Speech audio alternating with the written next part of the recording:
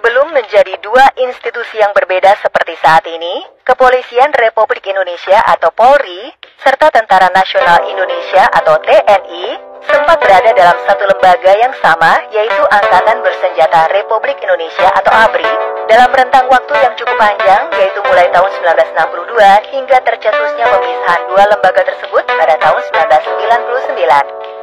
Ada yang menganggap kedua lembaga ini memang sebaiknya disatukan saja, mengingat keduanya sama-sama dapat memperkuat keamanan negara.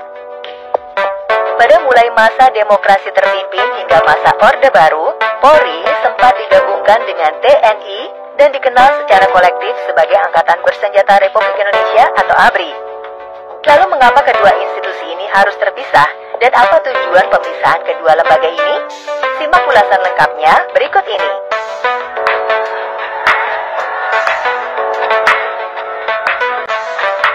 Setelah Soeharto lengser dari jabatannya, wacana pemisahan Polri dan TNI semakin menguat.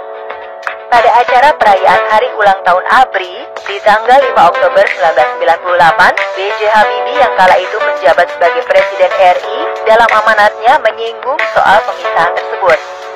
Presiden Habibie juga sempat menyebutkan bahwa ia tidak menginginkan Polri hanya menjadi alat kekuasaan. Sementara itu, Menteri Pertahanan dan Keamanan merangkap Panglima ABRI kala itu, yaitu Jenderal Wiranto, menjelaskan bahwa pemisahan kedua lembaga akan dilakukan secara bertahap. Pada kesempatan ini, Wiranto juga mengungkapkan bahwa Polri diminta untuk tidak lagi melakukan pendekatan dengan cara kekerasan. Pada 1 April 1999, di masa kepemimpinan Presiden Baharudin Yusuf Habibie, keluar sebuah instruksi Presiden nomor 2 tahun 1999 tentang langkah-langkah kebijakan dalam rangka pemisahan kepolisian dari ABRI. Namun pemisahan itu belum terrealisasi hingga berakhirnya masa jabatan B.J. Habibie. Setelah pemilu 1999 usai dan Habibie tidak lagi menjabat sebagai presiden, proses pemisahan Polri dari ABRI pun dilanjutkan oleh presiden berikutnya, yaitu Abdurrahman Wahid alias Gus Dur. Pada masa kepemimpinan Presiden Gus Dur inilah lahir TAP MPR nomor 6/MPR tahun 2000 tentang pemisahan TNI dan Polri. TAP MPR ditandatangani oleh Ketua MPR kala itu yaitu Amin Rais serta para wakil ketua pada tanggal 18 Agustus 2000.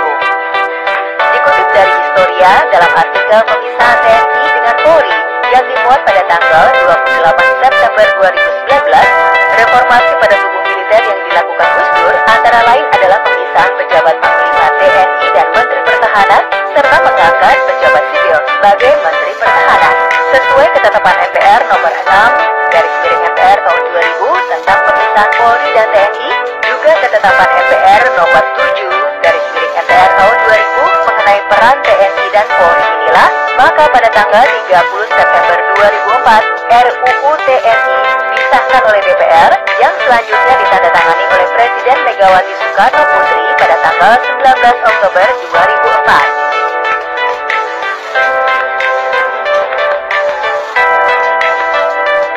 Salah satu tujuan utama pemisahan TNI dan Polri adalah menghindari adanya istilah dwi-fungsi ABRI demi menghilangkan fungsi sosial politik pada TNI Polri.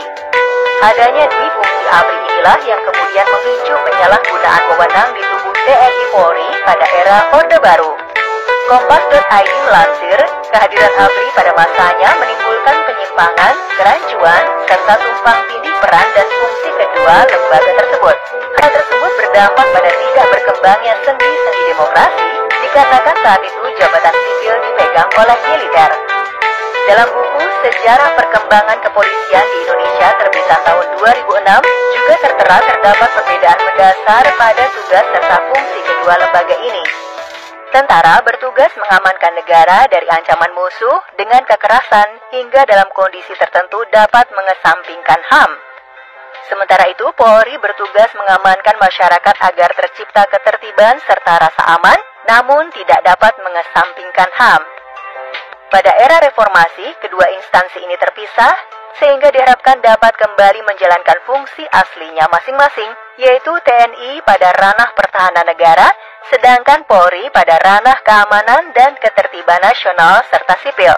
Pemisahan kedua lembaga ini juga bertujuan demi pencapaian misi keduanya pada era reformasi, yaitu menjadi lembaga yang profesional serta independen dan tidak lagi masuk ke ranah politik. Jadi, sekarang jelas ya alasan mengapa kedua lembaga tersebut harus terpisah.